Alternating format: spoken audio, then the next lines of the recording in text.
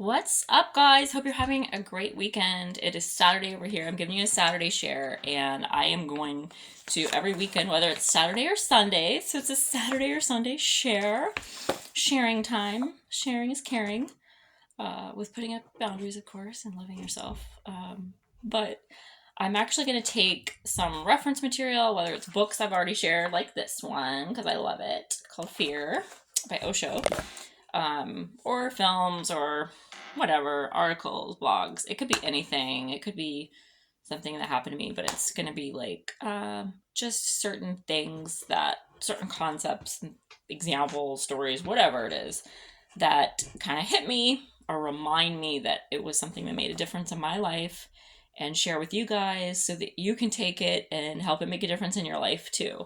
So these are going to be just things found along the way, right? Living life along the journey that we can all benefit from, that I benefit from. So I'm happy to share with you guys, and I will be editing these and definitely uploading like links to whatever it is that I'm chatting about. So if you want to buy your copy, please do, because I only share things that I love or that have made a difference in my life and so forth. I don't do that for everything, as you'll see. But I opened this up and found more things that parts that I outlined, or what do you call it, underlined. I'm just resting today, just getting with it. Actually, my son and I, we went on a bike ride and went on a walk this morning, and now I made lunch, so we're gonna go have a picnic outside. It's so pretty here in Florida. It's like 70 degrees, but the sun's out, so like a cool breeze. What is today? February 3rd.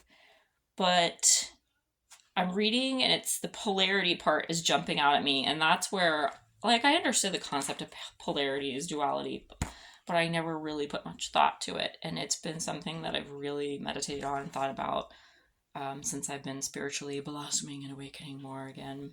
I feel like I've done that a few times in my life, but it was 2022, so just the other year, when it just really, the power blew through and hit me. So here is one of the sections I wanted to read to you about.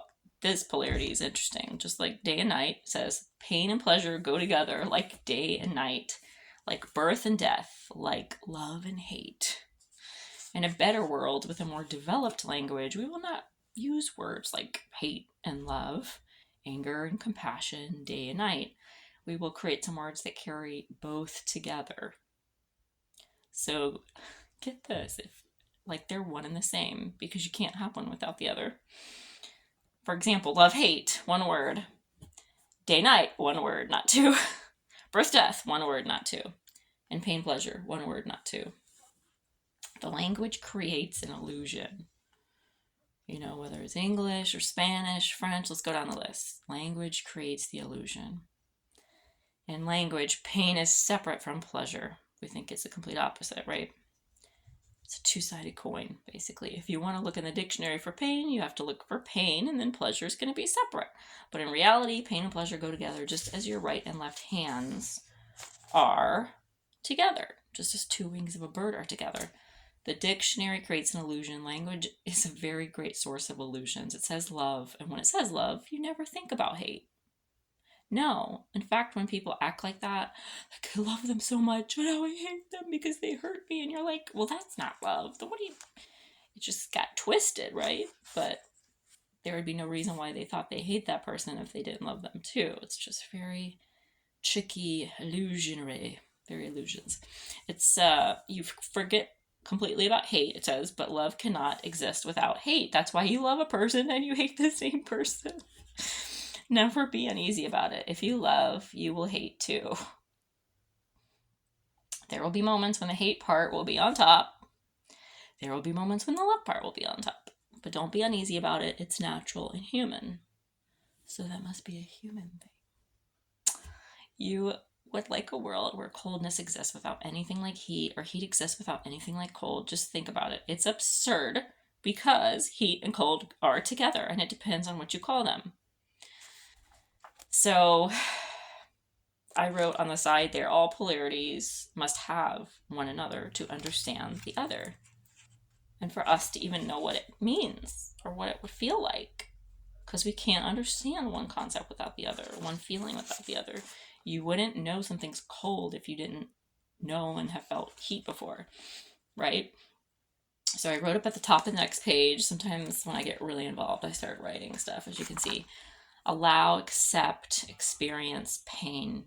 Welcome it for what it is, its purpose, lessons, and then allow it to transmute and motivate change, growth, rebirth, transformation in your life.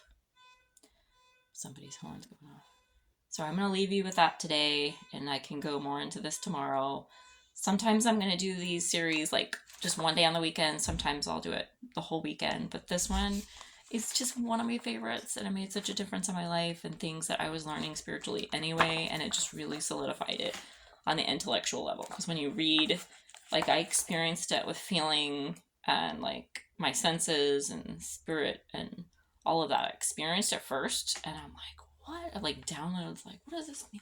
Oh my God, I think I understand it now. And then I went back to actually read and understand on my intellectual side, on my left side.